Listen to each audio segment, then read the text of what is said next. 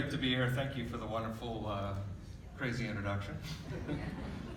Thank you to the council for bringing me out here as well.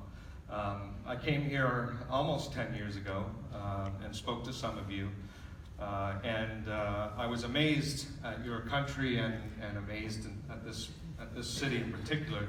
And I swore that I was going to come back and spend a proper amount of time here. And then shit kind of happened. And when I got here, essentially I had an opportunity to visit things yesterday, and I had forgotten just how beautiful this place is. And so now I'm saying it again, I need to come back and spend a proper amount of time here. So I hope to do that.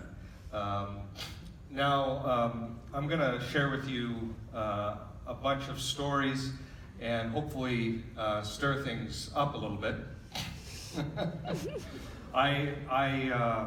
You're all going to get naked by the third slide. Just kidding. But I debated with myself whether I wanted to give the PG-rated version of my talk or the R-rated. And I decided I'm going to give the R-rated version of my talk. So I hope that that's okay. Are we okay with a little bit of a kick in the pants? Yeah? All right. You don't have a choice because the PG one is not loaded on the computer, so I would just have to have left if you didn't want that. So what I want to do is bring you through an arc here. And just so that people are not confused, I've prepared very simple infographics to explain how this talk is about to go. So here is where you are now. I mentioned everyone getting naked, so you're kind of interested and definitely intrigued and a bit horrified. But then what's going to happen through the arc of this talk is that I am going to make you very depressed. You won't need medication, but you're going to get very depressed. And things are going to get kind of unsure and uncomfortable for you, and then you might get downright angry. But I promise by the end of the speech, everyone will be very excited, and hopefully I will have done my job as the opening keynote to get everyone excited for the event. So is that clear? It's good to have a roadmap for these things. So this is the arc of the talk. Now, can you believe that next year is 2020? How the hell did that happen? That it's already 2020. And 2020, if you think about what it says, is the year of perfect vision, right? And I think there might be some magic to that, actually. I think that we are going to begin to see an awakening next year in consciousness around a lot of the issues that you all here have been promoting and dealing with for some time. And it's clear that we have to have this awakening, that there isn't time left to keep seeing the world as we have been seeing it. And there are a lot of signs, I think, that are pointing us towards a real shakeup next year. So it's a prediction that there will be a lot more clarity around things next year. Now let's take a quick walk through where we are right now in 2019 and where we have been this last decade with the rise of a lot of technology and information that we are literally drowning in. Yet, as Bill McKibben has said, at the same time, we seem to be starving for actual knowledge, that we have become, at the same time, an incredibly narcissistic society, lots of selfies, right? And yet we don't seem to know much about ourselves, which is an interesting paradox, that we travel all over the world.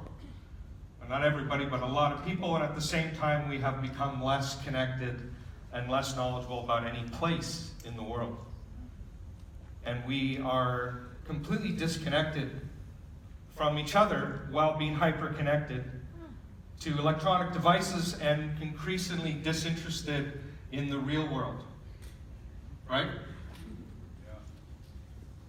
And we have now, because of all this, even begun to reject science, especially in the United States where I live.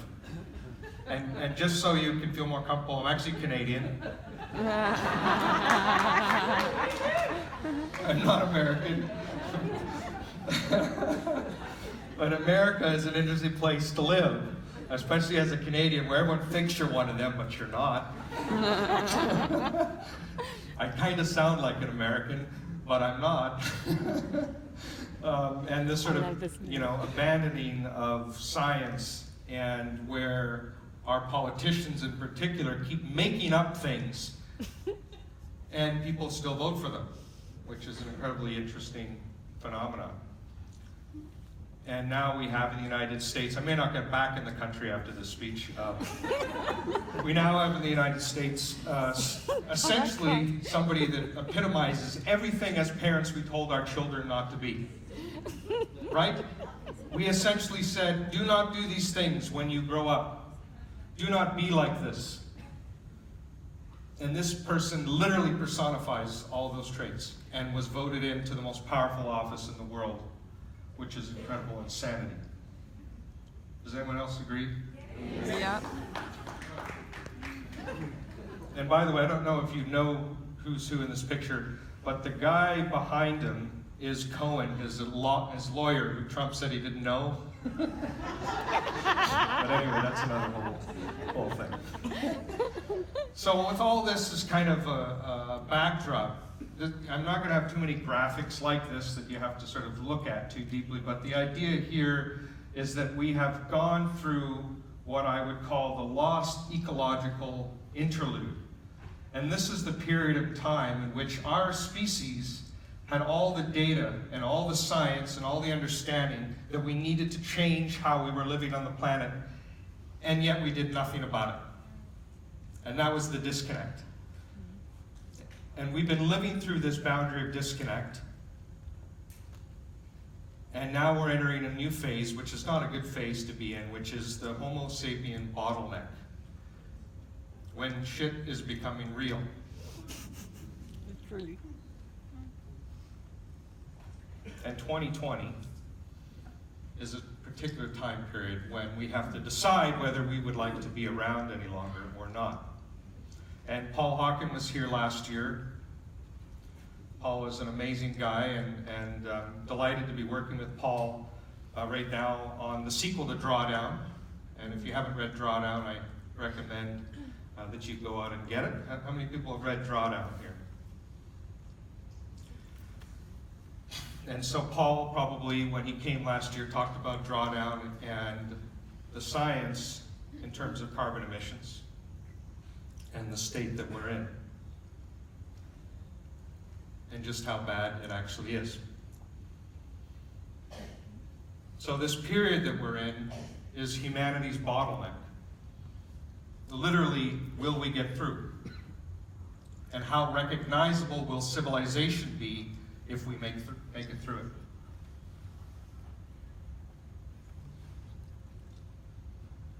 And yet we keep building the Blade Runner future.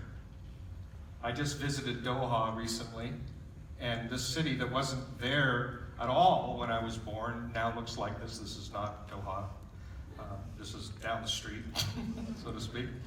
But we keep doing these same things in China, India, even the United States, and many different places. We keep building cities that are as if we don't have the science in front of us, that are designed as if we have all the resources in the world for as long as we need to have them, which we know not to be the case. And if it isn't climate change that you're worried about, there's lots of other things to go around. We should be worried, of course, about plastics, and I'm glad to hear the focus here on plastics, because this is a global problem. It's a huge problem. And of course, it isn't just plastics, although this is one that people are now starting to say, oh geez, I guess we have a problem.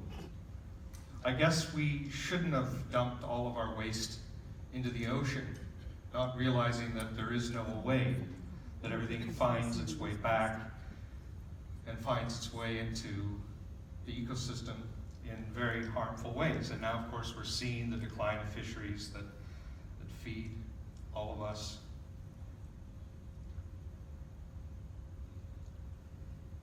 And now we're eating it. There's plastic in our salt, there's plastic in our beers, there's plastic in everything. And this is very troubling. And for so long now, the environmental industry took up the mantle and said, well, we'll recycle our way out of the problem, right?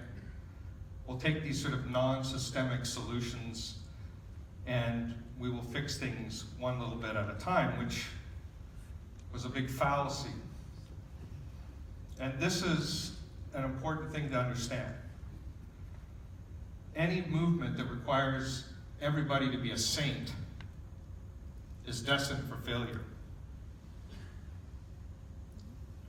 We have to have systemic solutions to these systemic problems, not solutions that require us all to be perfect every day, which is impossible when we have kids to raise, bills to pay, hard things to do, anxiety, depression. We can't succeed like that. And all of that, of course, was deliberate, right? The governments and corporations for a long time basically said, no, it's your problem. It's not our problem. And did things like this where they pushed upon the public that you had to take care of their waste. And you had to pay for it as well. Twice, once when you bought the shitty soda and the second time when you had to pay for it through your taxes. Recycling. At least that's how it is where I live.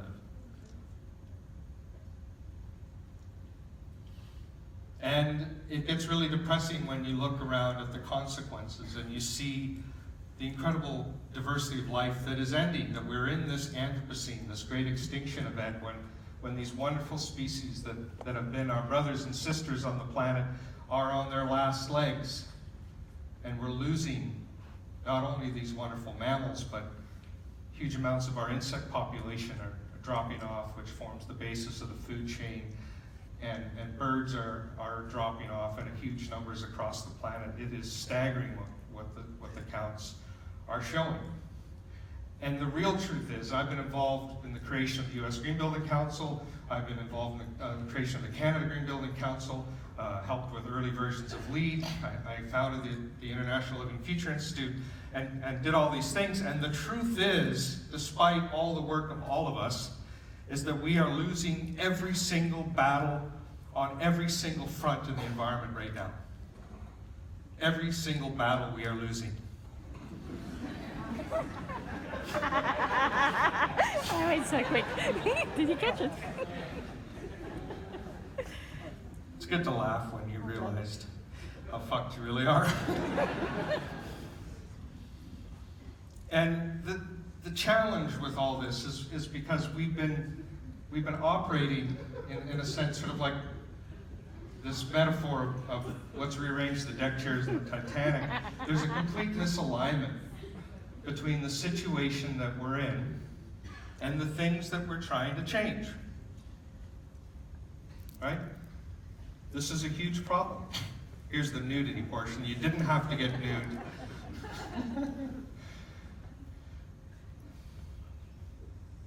And you all know this. You can feel it, I think. We go out and we celebrate little victories and you can feel it's not enough anymore, right? Mm-hmm. How many people feel that way?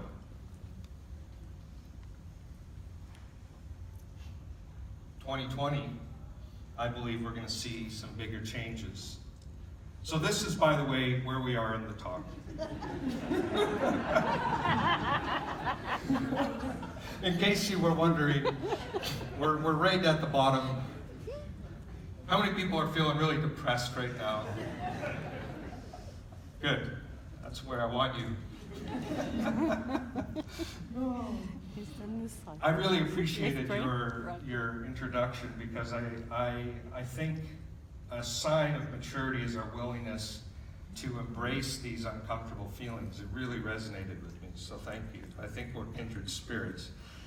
And maturity is this willingness to sit with pain.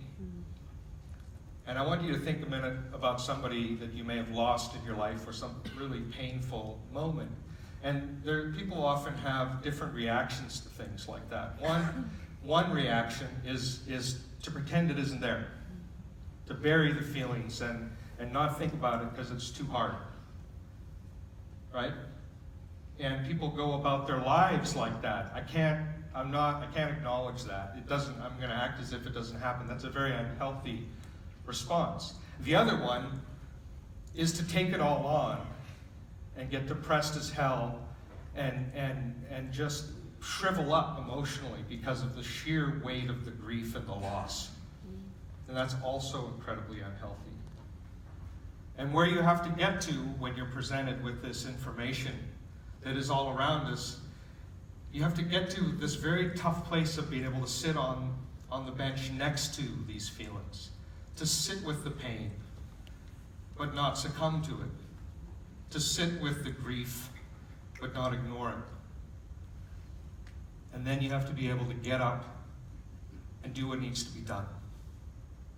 That's what the world is asking us. It isn't asking us to just give up, and it isn't asking us to ignore. It's to sit with it, which is a very, very difficult thing to do, and that's what you have to do in life when you have loss of any kind. And I was really glad to hear mentioned earlier about Greta. And this is only a little over a year ago that this beautiful young lady was sitting by herself without a movement, protesting what she had begun to learn as the facts around climate change. This is an incredible photo.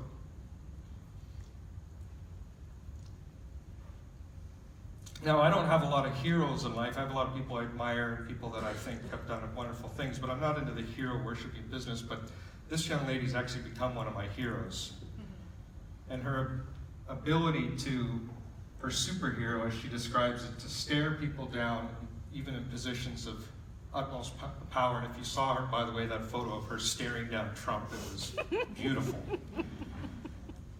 And what I'm seeing as part of this awakening, and hopefully you are too, all around the world, the hundreds of thousands and now millions of people that are waking up to the reality that is climate change and environmental degradation, and realizing that they must demand the systemic change that I'm talking about, that they will not accept our politicians and our corporate leaders to behave in the way that we've been behaving, like as if there is no problem in front of them. And it's incredibly encouraging. I like this image a lot. This planet needs you to give a shit.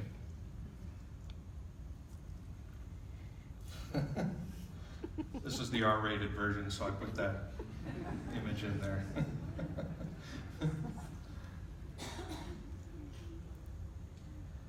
And certainly all around the United States and Canada, people are turning out. And I know that they have here too, right? To protest. Now, just in case, again, you can't forget, I'm not American. And when I was here almost 10 years ago, I think it was 8 years ago, 9 years ago, I talked a little bit about where I was from. And I'm not going to repeat the whole story, but I wanted to share a few highlights of this, is that I got my start in this field at a very young age. And I didn't have a movement of young kids at that time around me. It wasn't cool to be green when I was younger.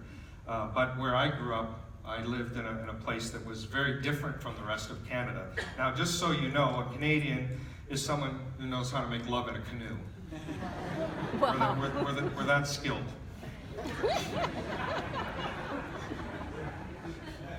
I'll let you in on a secret, though, that I don't tell my American audiences when I talk. All you do is pull the canoe on the shore. Who said anything about it being in the water? You'd have to be nuts to make love in a canoe when it's in the water. What are you, nuts? But I don't tell the American audiences. But please don't, tweet about that particular. But so I grew up in one of the most polluted places in the entire planet, and the most polluted place in Canada for sure, the site of the single largest point source of acid rain in the world until China decided to beat the record, and then Russia. And this smokestack was, is taller than the Eiffel Tower. A huge, huge thing that was. It was all designed to send to the United States all the pollution we were generating in Canada. We have a little bit of an issue between Canada and the US if you haven't picked up on it. At any rate, I grew up in this place that had really received incredible damage from the environment, where the lakes, there's hundreds of lakes in my community, and a lot of them had been acidified, completely destroyed, all life dead, lifeless lakes. The soil was completely acidified, nothing would grow, all the trees were cut down, it looked like the moon. And here's some images. And this is a place, if you go back in your minds to the canoe image and get your head out of the gutter, quit thinking about the sex part. If you go back to that canoe image, those big trees would have been there, right? And this is the way Sudbury became famous, because it looked more like the moon. And NASA actually sent astronauts there in the late 60s to train in my hometown because it looked like that. And so I shared this story with some of you when I was here last, because I had learned at a young age that when humans don't care about how they get what they need from the planet, that we can be agents of degradation and agents of destruction. But when we do care, we can be agents of regeneration. And Sudbury underwent this huge regreening process that went on for several decades, still undergoing today. Children, the whole community got involved. This was me in high school here, and we literally completely terraformed our whole region. Won a United Nations commendation in the 1990s, the UN, and now, I just recently, this is the 70s and then the 80s, and I now recently went back to my hometown. I haven't lived there for years, and went to the top of a tall building and looked out over the landscape, and I couldn't believe it. The trees that we had planted when I was a kid had grown. And you couldn't see the stained rocks anywhere from the top of this building. And the smokestack was no longer emitting the pollution, and they have plans now to take it down. So that's changed since I've been here. The lakes are coming back, the fish are back in the lakes. And it's become very clear that we can be agents of regeneration, even the most polluted places in the world, if we decide to care. This community inspired me throughout my career to think about how we do that with the built environment. As some of you know, I created the Living Building Challenge. I'm going to share some projects in a second, and then I started the International Living Future Institute as a home for these ideas of how we create a regenerative future. And the Living Building Challenge, when I launched it in 2006, was illegal in every US state in terms of what I was requiring around water and waste. It was really expensive to do, and you couldn't find the materials anywhere that met the requirements that I created. And I said, well, fuck that. We need to put out into the world standards that are aspirational, that begin to change things, that shake things up, that go way beyond LEED Platinum, way beyond Green Star, 6-star, way beyond everything out there, and show what is possible and begin to build the models of the future. And this was back in 2006. And I was told at the time by many of my peers that you'll be lucky if you see one of these buildings built in the next decade. And I said, well, just watch me. And the idea was simple and still incredibly relevant today, that we need to build our architecture to be as elegant and as efficient and as beautiful as nature's architecture. That we need to get our energy only from the sun, not from fossil fuels, not from burning shit, only from the sun. We need to operate from within the carrying capacity of the places like every other species has to do. We can't cheat. We can't build pipelines from around places and drain aquifers. We have to work within the watersheds that we are in and the rainfall that we have to work with. And we have to build soil instead of waste. We have to build capacity for life, not landfills filled with death. That's what we have to do. And it all has to be beautiful. It all has to be inspiring. And this framework that we talked about, where we need to move from a paradigm of being less bad with our buildings and our communities into one where we are good, is where we need to head. But now, a decade later, we have to head there a lot more quickly, because we don't have the time. We need to move to the right side of this ledger, both literally and figuratively. And we have to do this while figuring out how to solve all these interconnected issues at the same time. We can't just focus on climate change. We also have to focus on toxins and material health. And we also have to focus on water. And we also have to focus on equity and social justice and the way we treat people, which is tied to these issues. And we also have to focus on health and well-being of people. And we have to focus on impacts to place, all at the same time. Because what we will find if we spend the next 20 years only focusing on climate change is that we will have merely shifted the problems impacting all of life on this planet to another area. We have to solve it all together. And the roadmaps are all around us. Now, I have been so pleased to be able to turn to my colleagues that said, well, there'll only be one of these, maybe if you're lucky, in 10 years. We're talking about buildings that are triple net zero, only using renewable energy, no fossil fuels, net zero water, net zero waste, free of redless chemicals, and a whole host of requirements that are really tough to do. And we've been building these things. And when I came here the last time, we had just built a couple, sort of, and a couple were under construction. And now we have dozens of these living buildings emerging in many different places. And I understand we have a few that are starting to get going here in South Africa as well. There's now way past 600, as of this moment, that are trying to reach this level of performance or have reached it. And they're very interesting in terms of how they operate. Now, when I came here, this was a project that was just getting started in design and where we were headed. And I've now been in the office building for many years in terms of the Institute. This is a commercial Class A office building in the least sunny city in the United States, Seattle. So Seattle is famous for coffee, Starbucks, and rain. So it's a great place to put a solar array. And this building is what we call a Class A office building. Has to get normal market rental rates, and it's powered completely by the sun in the least sunny city in the United States, 6-story commercial office building. What's really neat about it is that it's also the best financially performing project in the commercial office type within Seattle as well. Because it has no energy bill, no water bill, never will. It's able, it was fully leased. People were clamoring to get into the building, and that's a great equation to have. Lower operating costs significantly, and a better work environment for everybody inside it as well. We actually overproduce energy. The building ended up being even more efficient than we predicted. We think it's still the most energy efficient office building in the world. We haven't found a building that uses less energy on a per square meter basis, per square foot basis.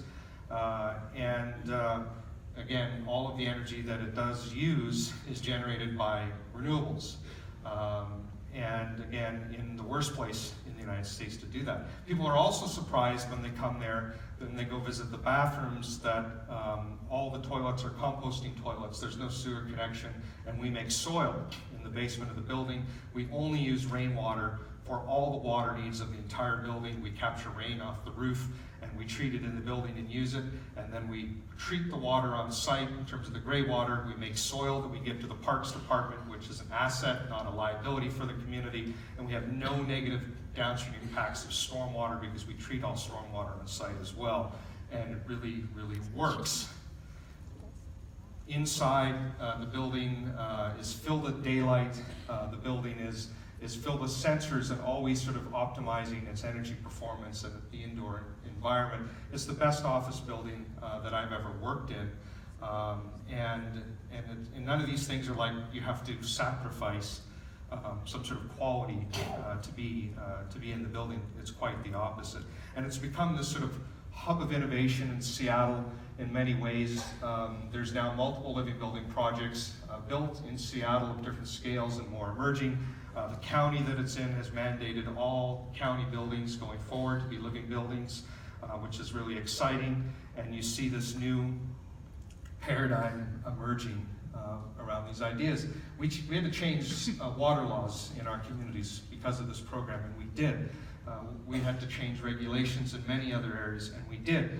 Whenever there's some audacious goal, if you put something out into the world, people respond. People will help you figure it out. And I don't know why around the world we still continue to shit on our water supply and then wonder why we don't have enough water. It makes no sense. In the Bullitt Center, we have these really cool foam flush toilets. Do you guys use those around here at all? And so people, they like them because they have this soapy rinse in the bowl. People that are used to flushing something want their toilet apparently to do something when they go near it. So this foam flush, there's a sensor, the foam starts flushing, and it does not use water. Well, it's sort of like blowing bubbles. Tiny bit of liquid, you get all this sort of activity, and it creates this hygienic soapy rinse, which looks nice in the bowl, carries the waste down. It basically uses about a quarter of a teacup worth of water to flush the toilet, so to speak, and then it goes down into these bins in the basement, and we make soil. We're a soil making factory, which is kind of cool if you think about it. Significant reduction in water use. Imagine if our buildings just use this very simple available technology.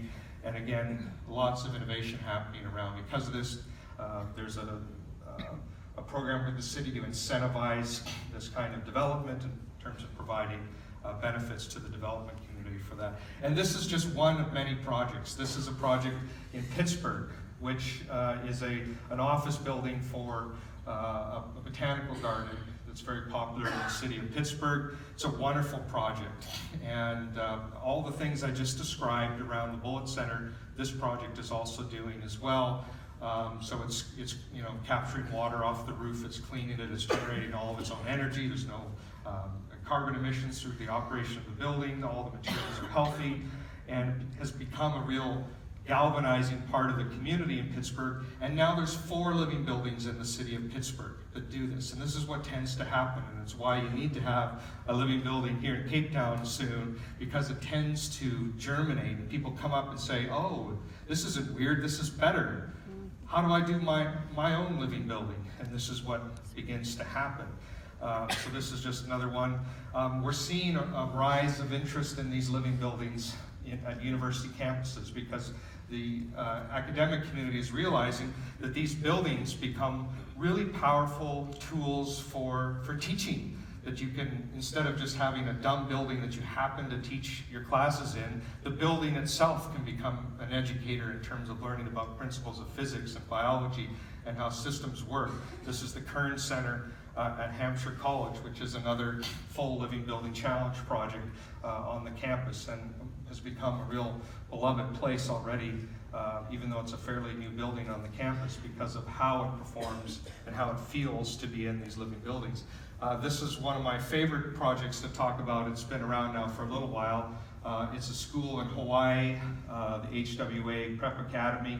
And this project as well does everything that I described that the Bullitt Center did, but in a children's school. And this is where you really feel some of the magic, is when you start to see how the next generations relate to this kind of thing, where for them it's no big deal. And they start asking the grown-ups, well, why aren't all of our buildings like this one? Our school is better than, where you work, Mom and Dad. Why don't you do this? And it's really a powerful thing.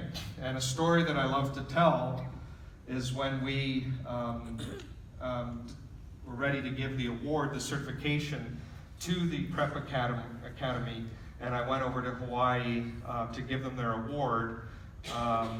I was met by a young tour guide, and this young tour guide was, at the time, she was about 15, and she said, do you want to see more about the facility? And she didn't know who I was and why I was there. And I said, I'd love a tour. And she walked me around the campus and showed me how the whole building operated, and she started telling me about the photovoltaics and the rainwater systems and the green materials, and I was just amazed at how articulate this young girl was, that she could explain these systems in the building better than the average architect or engineer could, and I was just completely blown away. And we went into the building, and she said, let me show you how the whole building operates. And I couldn't believe it, because most people are afraid of the thermostat in their home. And this young lady was empowered. So a couple things. One, I was amazed that she was allowed to change how the building was operating, that she was empowered to do so, and that was pretty cool. And she went up and started showing me the different zones in the building, started turning things on, and the fact that it was like for her just using a smartphone. It was no big deal. It was no big deal. And she turned to me and said to me, have you ever heard of the Living Building Challenge? Love it. And I just about lost it at that point. And I was grinning at her from ear to ear because it was so wonderful to see. The Living Building Challenge has managed to travel to a lot of different places. There is a lot of activity right now in Australia and New Zealand. This particular project is one of my favorite projects, and it's the Tuhoi Tribal Parliament in the North Island of New Zealand. And this particular building, when the Tuhoi learned about the Living Building Challenge, they said, well, this completely aligns with our philosophy and our belief system and our value system, and of course we have to do a living building. And they began their own journey of reconnecting their culture into the process of this architecture that they were building. And there's a wonderful feature-length documentary called Ever the Land, which you can probably get a hold of digitally, Ever the Land, that talks about the process of reconciliation and reparations between the New Zealand government and the tribes, and talks about this building and this process of building community that's really kind of touching to see.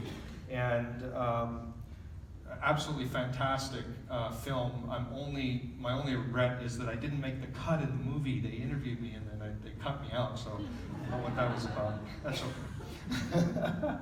But this is some images of this wonderful building, and you guys know what a haka is, right? Because you watch rugby and everything else, and it's pretty cool to have a haka in front of a living building. Which is really great. And part of the story here as well is the idea of, and one of the speakers mentioned this, the idea of building with materials you have at hand and rebuilding a culture around the way things used to be built and can be built. And here's some members of the tribe building their own earth blocks that went into the building construction. And most of the materials for the building came from a very tight radius within their place. So very inspiring material story. And I just threw this in at the last minute because I was having a conversation with somebody about the need to bring up issues of equity and social justice more in green building in particular. And this is the JUST label. And I want you to Google, if you go to the living-future.org website, and you can look up the JUST label. You can use it here in South Africa, and you can use it for any business that you have in terms of measuring how well people are treated within a company, employee benefits, gender equity, racial equity, all sorts of issues of stewardship and other issues that we should be paying more attention to. So check out the JUST label when you can. And again, I'm putting this plug in here. I don't really know anything about these projects, but I understand that there are Living Building Challenge projects either registered or underway here. And you should check out what they're doing. I'm anxious to learn more. Now, just to transition from some of these particular examples of living buildings, and there's amazing projects that are being built all over. Part of the message that that I try to give to people, which is again very consistent with the message that was delivered earlier, is that, well, we need to learn to sit with this pain and this grief. We can't make a habit of pointing fingers and making people feel shitty at the same time. And I believe that any movement that's built on guilt and shame is also doomed to fail. And so we need to replace that with a different way of thinking about it. And so far, sustainability has all been about sort of shrinking your footprint. Let's shrink our footprint. Let's make everything we do smaller. But the problem is that no matter how hard you try, you can never shrink your footprint to zero. So you have to come to grips with that in some way, that you'll always have some sort of impact on the planet. And the question, of course, is what is the nature of that impact that you have, right? But it would be very easy to sort of succumb to that depression, if you will, and maybe even come to the conclusion, the horrible conclusion, maybe it would be better if I wasn't even born. Maybe we shouldn't have any more kids. Maybe we shouldn't fill in the blank. And that's kind of a sad place to get to, right? But if you really think through it, we need to be thinking outside the box. We need to be thinking outside the footprint to not only, of course, continuing to minimize our footprint, but then maximizing our personal handprints. The positive change that you can do with your hands, with your heart, and the good that you can do in the world because that you are there. And the potential for positive impact then becomes boundless and limited only to our imaginations. So footprints is what we focused on in the environmental movement, and yes, by all means, we need to reduce our footprints. But handprints is where we need to head next in terms of making sure that we're maximizing the good that we can do in the world. And whether you're talking about products, that's a very possible thing, and there's the Living Product Challenge that we put out for manufacturers that make products to follow the same kind of thinking around living buildings with living products that is going really, really well. We're having manufacturers all over, in particular the United States and Canada, that are trying to get living products certified and really go deeper around what it means to build living products, and then thinking about what does it mean as a company, as an organization, to handprint what you do. We launched the world's first transparency label for materials many years ago, which has now really caught fire again in the markets where I work, where you get to see all the stuff that's in the products that we buy. And we should know what's in the products that we buy. As consumers, you can't make choices if you don't know what's in the stuff that you're buying. There we go. And just like we need to know what's in our products in case we have allergies, in case our children are allergic to peanuts or something, we don't want to inadvertently feed them peanuts. We inadvertently feed our children carcinogens, mutagens, endocrine disrupting chemicals. We need to know what's in the things that we surround ourselves by. And doing so creates positive change around the chemicals that we use in our environment. And it's really catching on very, very fast. It's one of the most successful things that we did. And part of it is because companies joined us pretty early on. One of the first companies to join us at the table around this was Google. And Google came forward and said, we like your red list. We're going to stop buying anything with any red list chemicals in it, and change their entire procurement process that aligned around our red list. And suddenly all the manufacturers said, wow, we're interested now. And many other companies are now adopting our red list and using Declare in the United States. This remote's kind of only sort of working. Sometimes takes 3 clicks, sometimes 4. Come on, you can do it. But the battery must be low. And I've been having fun lately. Different manufacturers have asked me to take a look at their products and not only help them make their journey to produce living products, but to also design them. And this is where it gets really fun, when you can try to design products that are not only much better for the world, but are also really beautiful, and you want to have around. This is my lichen collection. that I did with Mohawk carpets. And this was the first living product certified carpet in the world.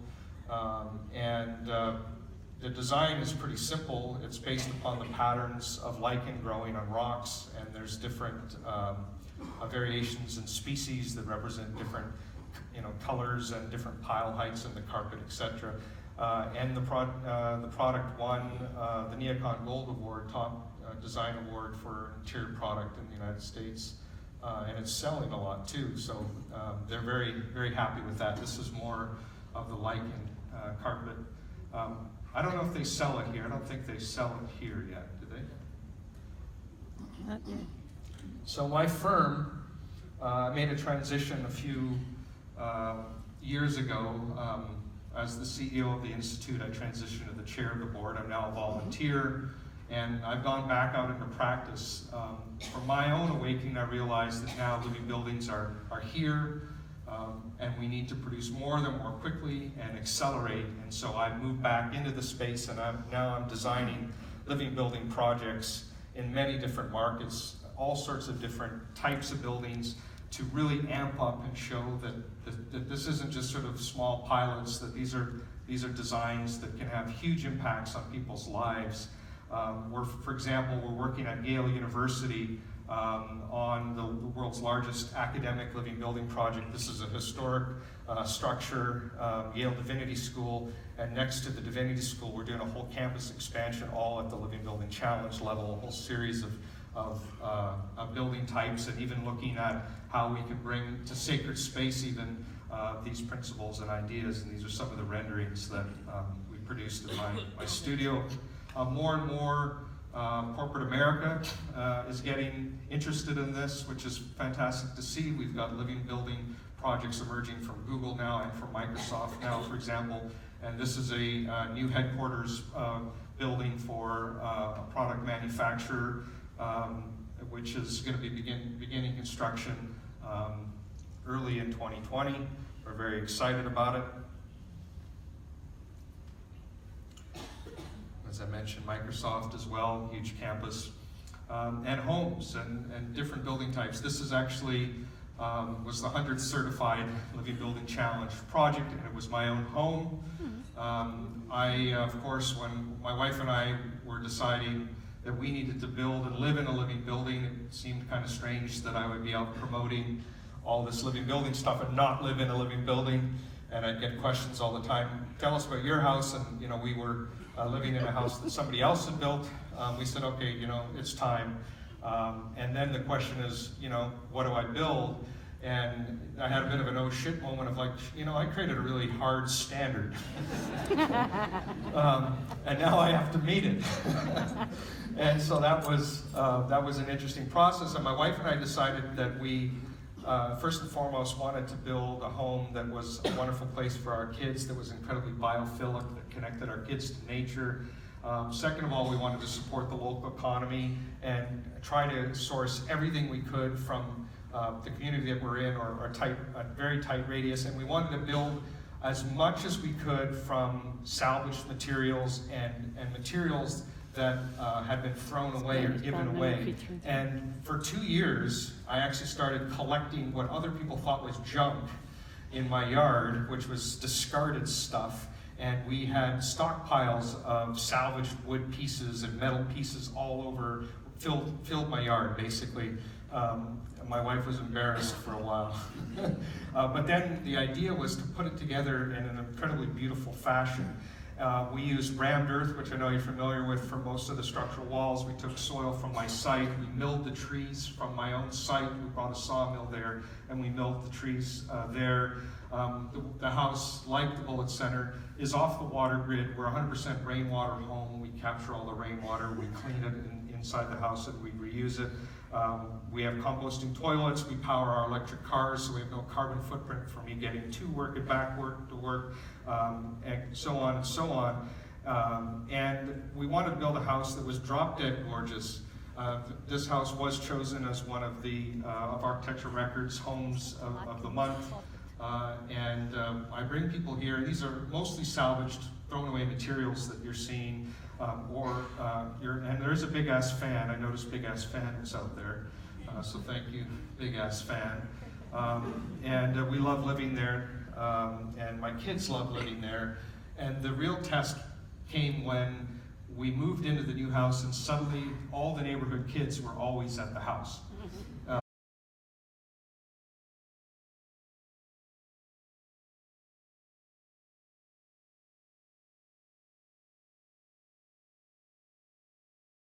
And I hope that the year 2020, the clarity of the perfect vision, is this idea of recognition that we need to love more.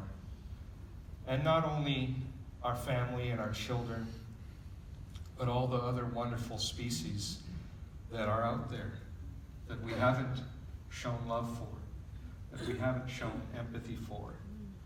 And I think that this is the next great phase of the human existence, is to change from a species, Homo sapiens, the thinking ape, and change into Homo regenesis, or Homo regenerus, and become a species that loves all of life and realizes that our true purpose are to be the guardians of this beautiful planet that we live on, the guardians of life. And what could be more wonderful than that as a job description? That we are the guardians of life, Homo regenesis. And if you look at what this means, what does it mean? It means that you have this profound recognition that we are nature, and that we're just one part of a beautiful interconnected system. And we ourselves are a system. There's more in our guts alone, there's more of other life forms than our own cells. It's an amazing thing. And we recognize that the only thing that regenerates is life. Our things, our technologies don't regenerate. It's only life that regenerates. And we recognize that for life to function, it requires diversity. And it's diversity that is true resilience. And in the end, we recognize the uniqueness of all of life, and we love it. And therefore, we want to be guardians of it. Thank you, everyone.